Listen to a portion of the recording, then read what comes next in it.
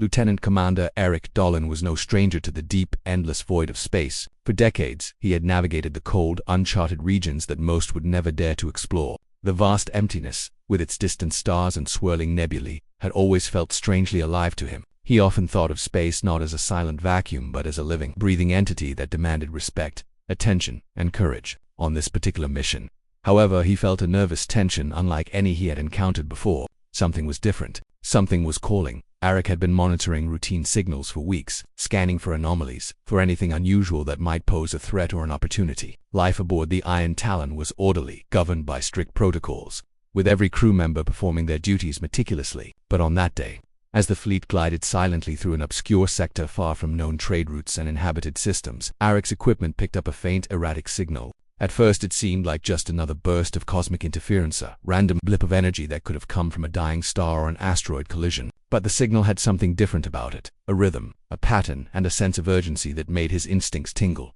He adjusted the sensors, zooming in on the strange frequency. The signal was repeating, almost like it was trying to speak, to communicate. There were small bursts of energy that seemed deliberate, almost intelligent, and Eric's heart began to race. He knew immediately that this was not an ordinary cosmic event. There was a possibility, however small, that some form of alien life was in distress. And if it was, he knew that ignoring it could mean condemning countless beings to a grim fate. Eric carefully decoded the initial fragments of the transmission. Words were not coming through as the crew's translators expected. Instead, the message was embedded in a complex series of pulses and frequencies. It took all of his years of experience and training to make sense of it. Slowly, carefully, the signal began to take shape. He realized, with a mixture of awe and apprehension, that the message was indeed a plea for help. Someone or something was in danger, and they were reaching out across the vastness of space for aid. The more he listened, the more urgent the call became. As if the sender knew that time was slipping away, Eric could feel the weight of responsibility pressing down on him. In his career, he had faced countless tactical challenges, storms of asteroids, ambushes, and hostile forces. But this was different. This was not about strategy or maneuvering fleets. This was about life itself. The message carried an almost human emotion, a desperation that transcended language and species. It was raw, real, and impossible to ignore. He called over his assistant, Ensign Kayla, who was responsible for communications. Together they tried to enhance the signal, filtering out background noise and cosmic static.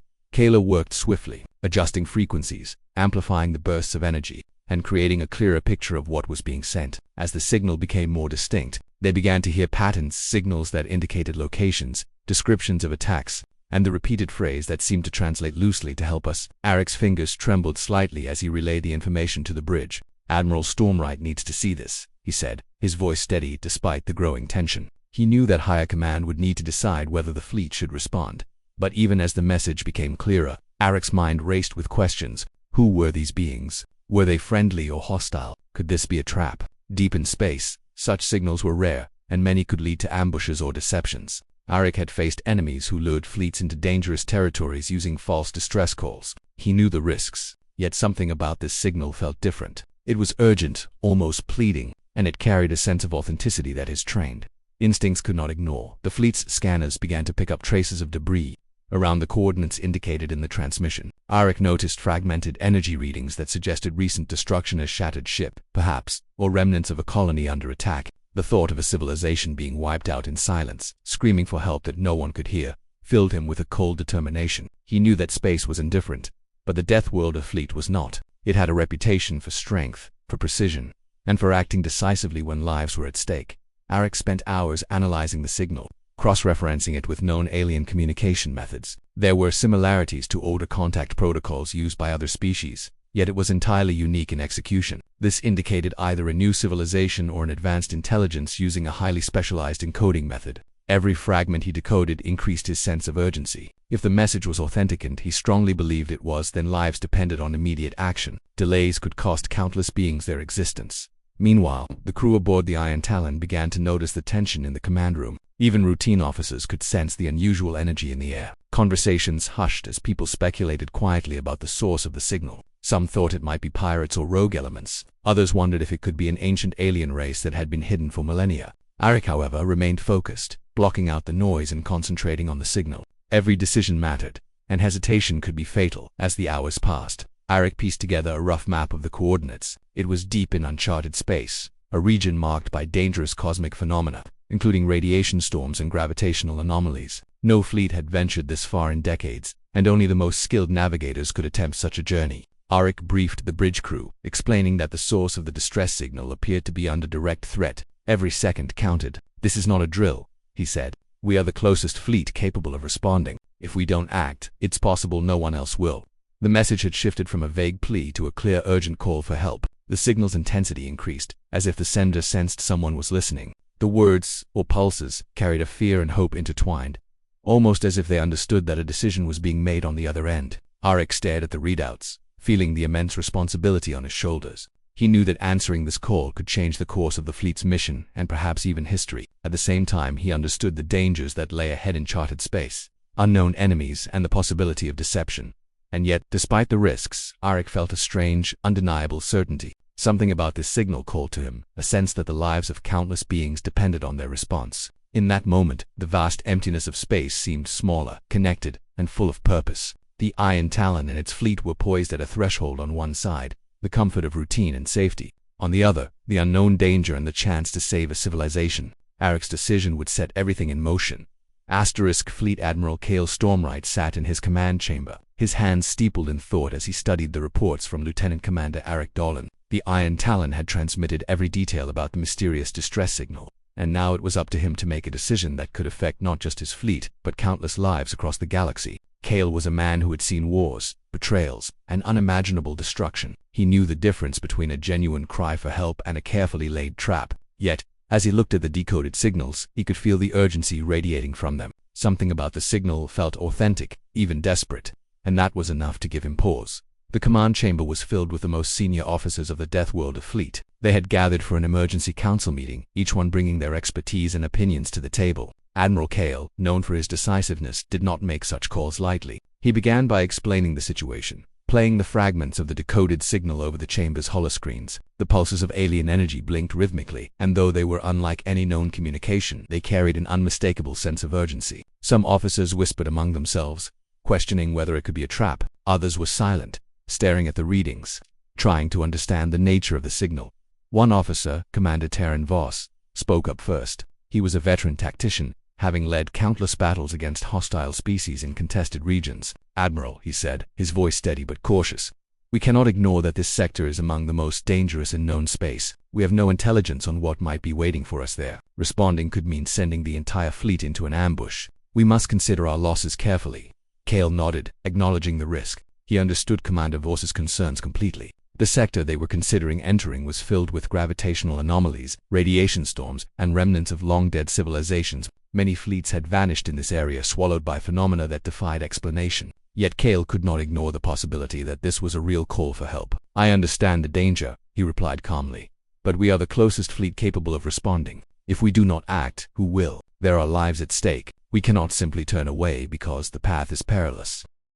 Another officer, Lieutenant Mira Keel, added her voice to the debate. She was a communications expert, and she had spent years decoding alien signals. "I've analyzed every part of the transmission," she said, pointing at the holoscreen where the pulses formed intricate patterns. "This is not random. It is deliberate, intelligent, and unmistakably urgent. If this were a trap, it would likely be much simpler. Whoever is sending this wants us to find them quickly. I believe they are genuine."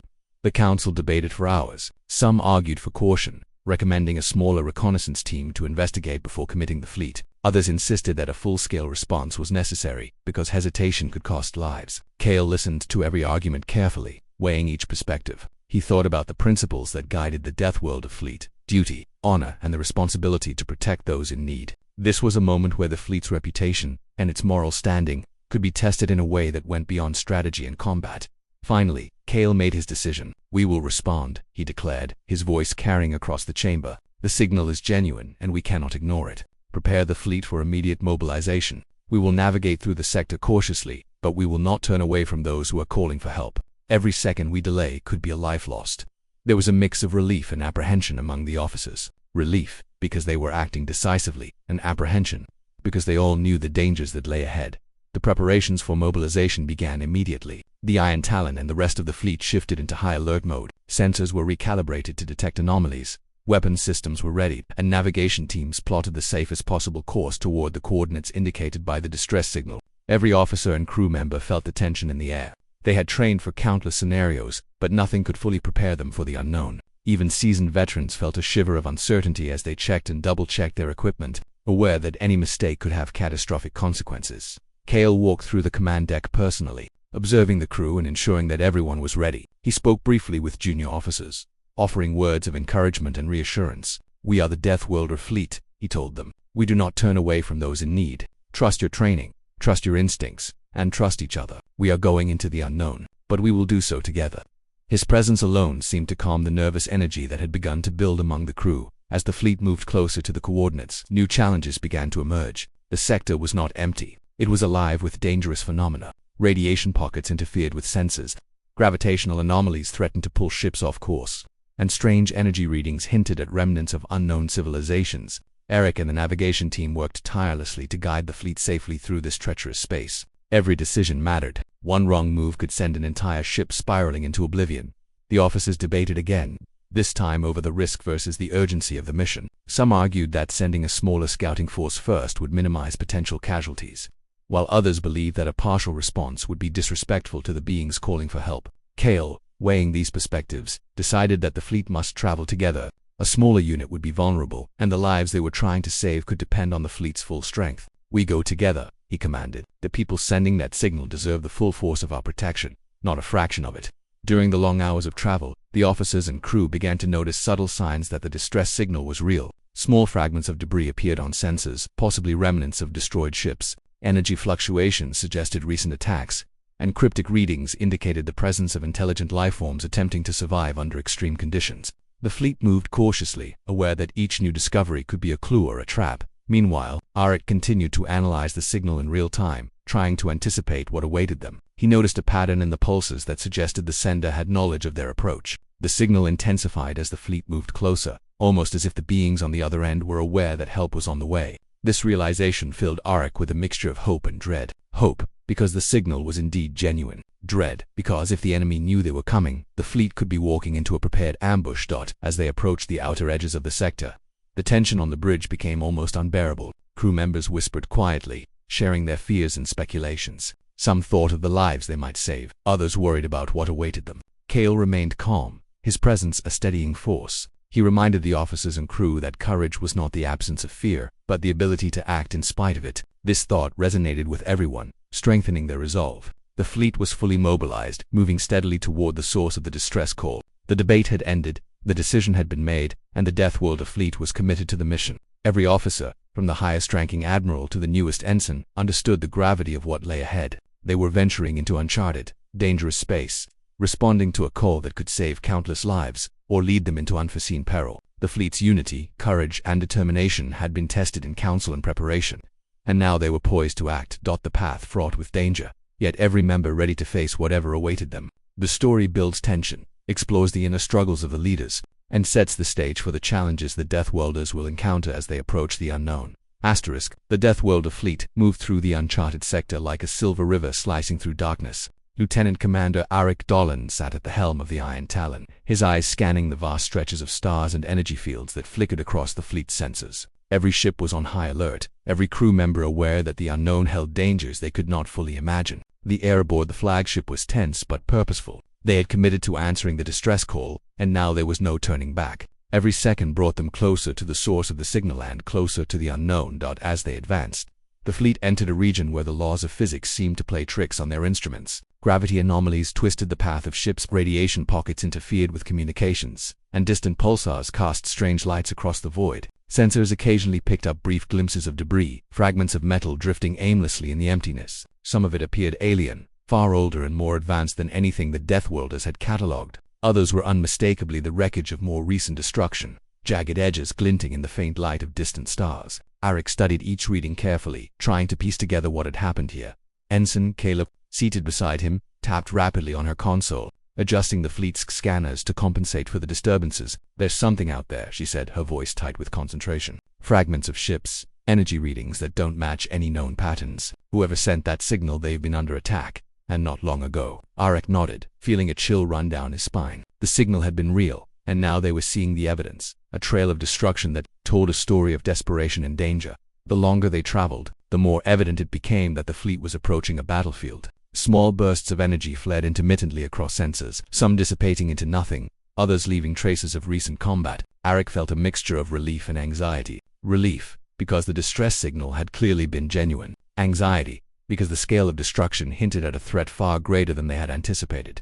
The crew of the Iron Talon moved with quiet efficiency, adjusting shields, recalibrating weapons, and preparing for whatever might emerge from the darkness. Arik's thoughts drifted to the beings on the other side of the signal. He wondered what they looked like, how they communicated, and how desperate their situation must have been to reach out across such vast distances. He had seen many forms of life in his years of service, some terrifying, some majestic, some fragile beyond words, but the idea that a species might be pleading for help, when lone and vulnerable, weighed heavily on him. The fleet's mission was no longer just about strategy or caution. It was about saving lives. Hours passed as they navigated the treacherous sector. The fleet maintained strict formations, with scouts flying ahead to detect hidden hazards and enemy presence. The Iron Talon moved like the heart of a great machine, its engines humming steadily as it led the way. Despite the careful coordination, tension ran high. Every unusual reading caused murmurs on the bridge. Every flicker on the sensors demanded attention. The crew worked in a synchronized rhythm, their training and trust in one another keeping fear at bay. As they neared the coordinates from the distress signal, they began to detect faint structures on a nearby planet, a world that appeared partially industrialized, with signs of habitation and energy activity. It was a colony, clearly inhabited, but the readings indicated extensive damage. Entire districts appeared to have been destroyed, leaving jagged ruins and scattered debris. The fleet slowed its approach, scanning for signs of life and for potential threats. It was clear that the distress call had come from this very world, and that the inhabitants were in grave danger. Arik felt a surge of determination. He knew that this was what the fleet had trained for, not just to fight, but to protect. He issued orders to begin a careful descent, sending reconnaissance drones ahead to gather more detailed information. The drones transmitted live footage back to the bridge, revealing shattered buildings, fires burning across the landscape, and signs of an organized defense that had been overwhelmed. Some structures were intact, showing that the inhabitants had attempted to fight back, but the scale of destruction suggested they had been outmatched. While observing the transmissions, Arik noticed subtle signals embedded within the debris energy pulses similar to the distress call, but fragmented and erratic. It seemed that the surviving inhabitants were still trying to communicate, reaching out in any way they could. The realization hit Arik hard. They were not just responding to a message. They were entering the middle of a crisis, where lives hung in the balance. Every maneuver had to be precise, every decision critical. The margin for error was minimal.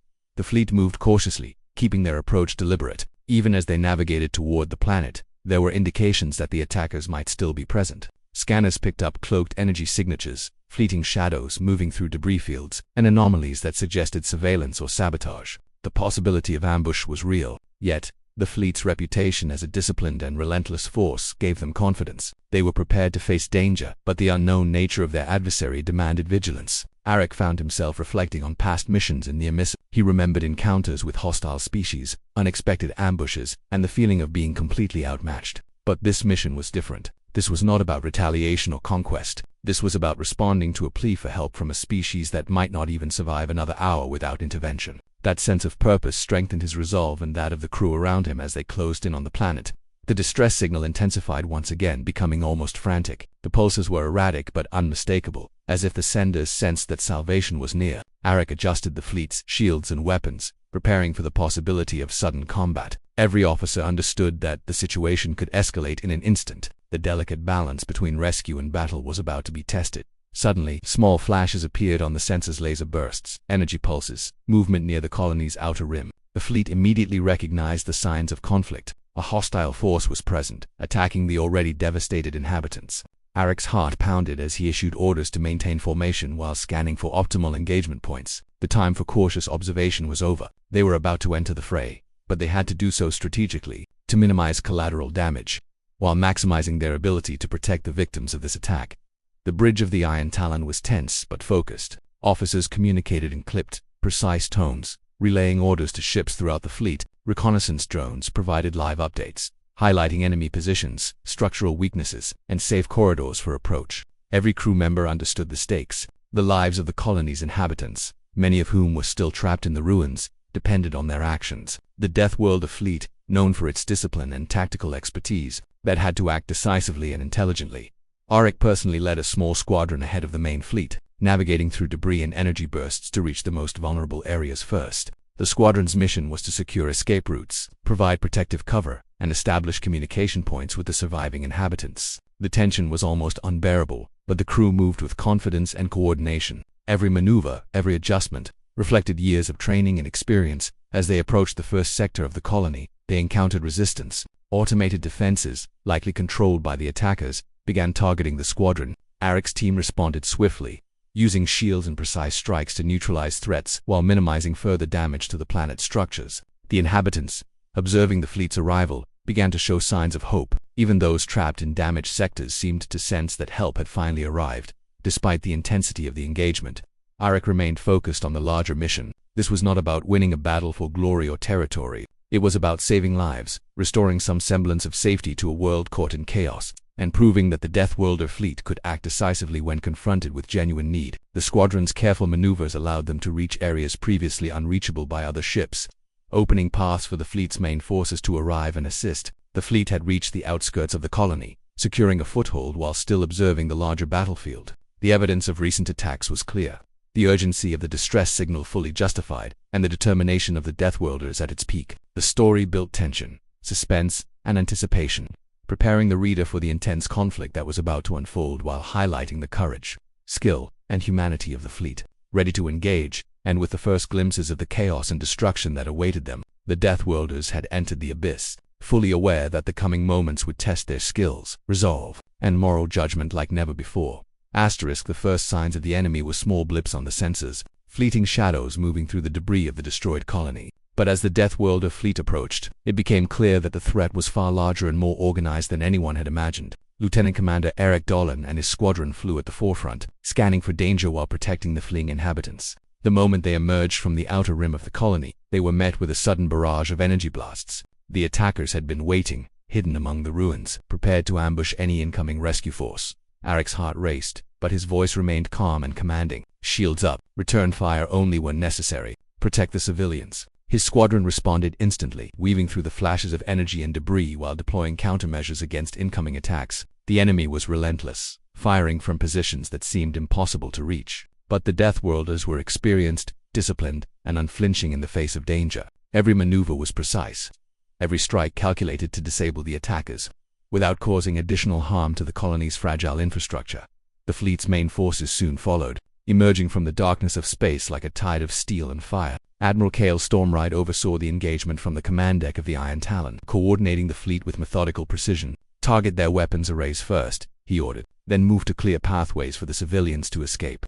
Communication lines buzzed with rapid-fire reports and updates as ships engaged in fierce skirmishes, dodging energy blasts and returning fire in coordinated patterns. The scale of the battle was unlike anything the Deathworlders had encountered in this sector, combining tactical skill with the raw chaos of desperate combat. Despite the intensity, Eric noticed signs of the civilians' resilience. Some had formed makeshift defenses, using whatever they could to slow the enemy. They were frightened, yes, but determined to survive. Eric felt a surge of respect for them, and it strengthened his resolve. The mission was no longer just a tactical operation. It was a race against time to save lives, restore order, and protect those who had already suffered so much. The enemy's tactics were clever and brutal. They attacked in waves, retreating and reappearing from multiple directions. They used energy shields that absorbed some of the fleet's most powerful strikes, forcing the Deathworlders to adjust their strategies constantly. Eric and his squadron were in constant motion, dodging, firing, and protecting the civilians at all costs. Each encounter tested their skills, instincts,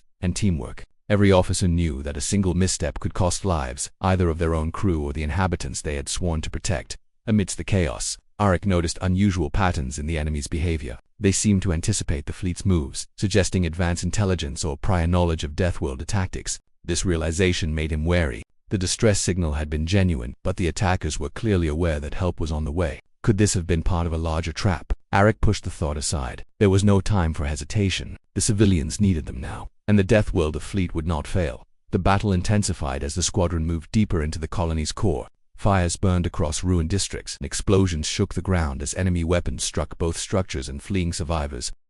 Eric skillfully navigated through the chaos, guiding his squadron to intercept attackers while avoiding civilian casualties. The enemy's energy bursts scorched the air, leaving trails of destruction in their wake. Each second was critical. Delays could mean death for those trapped in the ruins. The fleet's heavy artillery began to focus on the enemy's strongest positions, creating openings for smaller ships to evacuate survivors. Arek's squadron took the lead, weaving through the destruction to reach the most endangered areas. They discovered makeshift barricades where survivors had tried to defend themselves. With careful precision, they neutralized threats and signaled escape routes. Families, workers, and wounded civilians began to flee toward the safety of the Deathworlder ships, their hope renewed by the sight of disciplined warriors arriving to protect them. Even in the heat of combat, Arek maintained focus. He observed patterns in the enemy's attacks, anticipating their movements and guiding the fleet to exploit weaknesses. They realized that the attackers were not organized as a single force but were operating under a fragmented command, trying to control the colony's sectors individually. This gave the Deathworlders an advantage. By targeting key positions and disabling communication nodes, they could destabilize the enemy's strategy. As the battle raged, the Iron Talon deployed drones equipped with advanced scanning technology. The drones surveyed the battlefield, mapping enemy positions, civilian locations, and dangerous zones. This intelligence allowed the fleet to act with greater precision, minimizing risk to innocents while applying maximum pressure on the attackers. Every strike was measured, every maneuver calculated. As the Deathworlders combined tactical discipline with their moral imperative to protect life, Arek's squadron came under heavy fire while escorting a group of civilians through a narrow corridor between ruined buildings.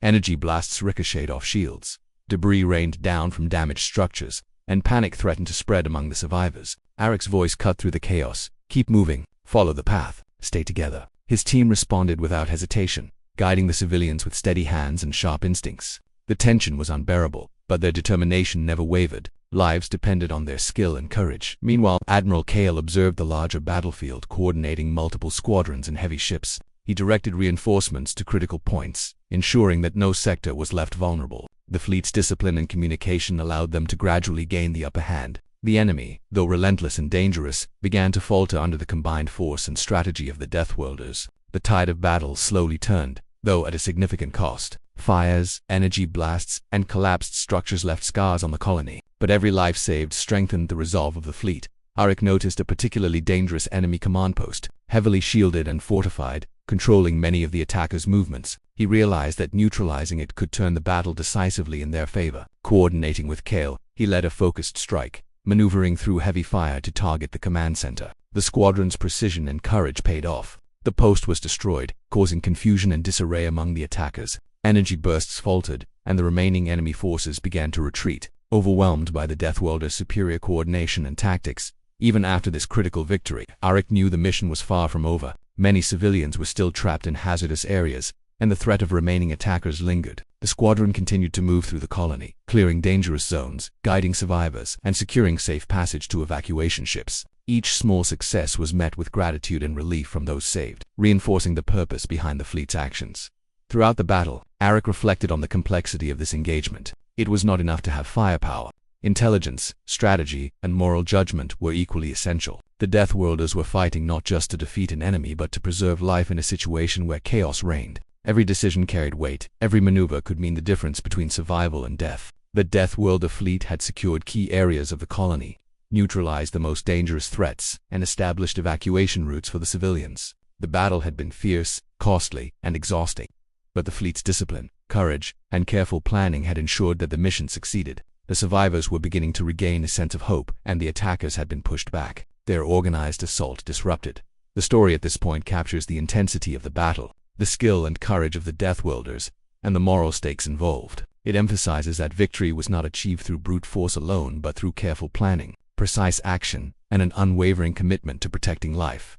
After the chaos of battle had begun to subside, the Deathworlder fleet hovered over the battered colony, the atmosphere tense but slowly easing into a cautious calm. Lieutenant Commander Erik Dolan and his squadron had fought with relentless determination to secure the colony, guiding survivors and neutralizing hostile forces. Now, as the immediate danger receded, the reality of what had happened began to sink in. Fires still burned across the ruined districts, plumes of smoke spiraled into the sky, and scattered debris drifted through the air, a haunting reminder of the destruction that had taken place. Yet amidst this devastation, a fragile sense of hope started to emerge. The fleet had succeeded in its mission to save lives, but the cost and the lessons of the battle were undeniable. Arek stood at the edge of a ruined plaza, looking down at the civilians who had gathered in makeshift shelters. Families clung together, children wide-eyed and exhausted, adults overwhelmed by the shock of survival. The Deathworlder fleet had cleared the immediate threats, but Arek knew that the challenges were far from over. Many survivors were wounded, and resources were limited. They needed medical attention, food, water, and shelter, everything that had been stripped from them in the assault. The fleet began immediate efforts to provide aid, deploying supply ships and medical teams to assist. Though the situation remained chaotic, the presence of organized help brought relief and gratitude to the people.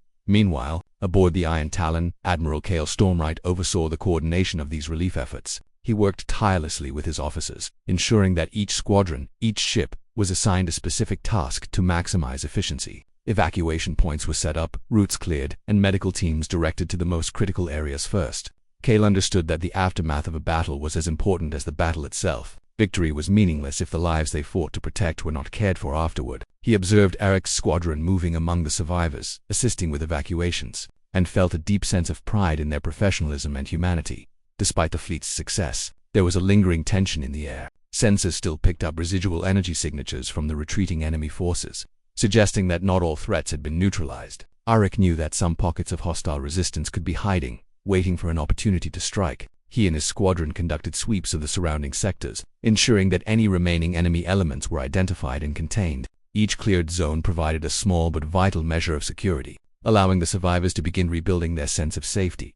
During this time, Arik took a moment to speak with some of the civilians who had survived. Many of them shared fragmented stories of the attack, sudden explosions, enemy ships descending from the sky, and desperate attempts to flee. They described acts of bravery among their own people, neighbors who had helped each other, and strangers who risked their lives to protect the weak. Arik listened intently, absorbing their words, feeling the weight of the responsibility that had been placed on him and his crew. Their survival was a testament not just to the fleet's skill, but also to the courage of those they had come to save. The fleet also began the delicate task of assessing the damage to the colony. Structural engineers and reconnaissance drones scanned the ruins, mapping the areas that could be salvaged and identifying zones that were too dangerous to enter. The colony's energy systems were partially destroyed, water supplies contaminated, and communication networks offline. Restoring functionality would require cooperation between the Deathworlder engineers and the surviving inhabitants, a process that would take time and careful planning. Yet even in the face of this immense task, the atmosphere among the survivors and the fleet was one of cautious optimism. They had survived the immediate threats,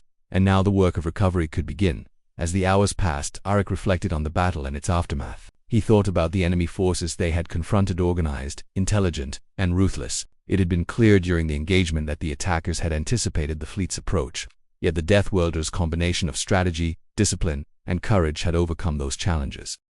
Arik realized that victory had required more than just firepower. It had demanded careful planning, adaptability, teamwork, and a deep moral commitment to protecting life. The battle had tested their limits, but it had also revealed the strength and resilience of both the fleet and the civilians they had rescued.